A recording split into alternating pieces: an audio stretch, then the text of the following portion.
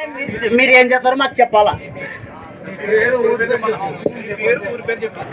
నా పేరు కేబీ మధు, లింగాలపల్లె. ఇక్కడ ఉన్న పొలాలకి నీళ్ళు అన్ని ఇక్కడ ఉన్న బోర్ల వలన అట్లా ఇట్లా వేసుకొని మేము 2 పంటలు పండించుకుంటున్నాం. మా కుటుంబాలకి పొలము తప్ప వేరే ప్రయోజనం ఏం లేవు.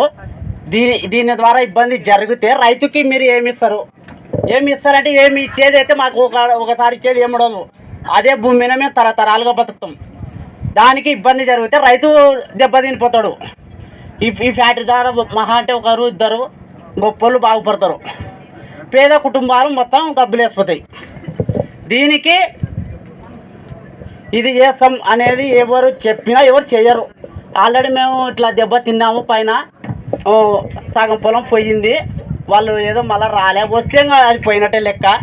ఏదో కొంచెం మళ్ళీ ఇప్పుడు ఉంది ఒక 2 ఎకరాలు, మహా అంటే 1 ఎకరా, 4 ఎకరాలు, 2 ఎకరాలు అట్లా చేసుకుంటే మళ్ళీ పోతుంది. వాళ్ళ పరిస్థితి ఏంటి అవి చెప్పాలి. 1-2 చెట్లు వేస్తాము. చెట్లు మాకెళ్ళి కొండ మస్తు ఉంది, చెట్లు ఉన్నాయి. ఇప్పుడు లేని ఏముంది, మీరు వేసే చెట్లు ఎన్ని చెట్లు వేస్తారు? దుమ్ము పడితే మేకలు, గొర్రెలు, ఆ గొర్రెలు వచ్చి సత్వైతే మాకు ఆ గొర్రెలు చచ్చిపోతాయి, ఎద్దులు చచ్చిపోతాయి, ఆవులు దెబ్బతింటాయి. ఇప్పుడు నీళ్ళు దెబ్బతినిపోతాయి అంటున్నారు. ఆ నీళ్ళే దెబ్బతింటే మొక్క మీద దుమ్ము పడితే చెట్టు మొక్క దెబ్బతింటే పంట రైతుకు వస్తుందా? రాదు.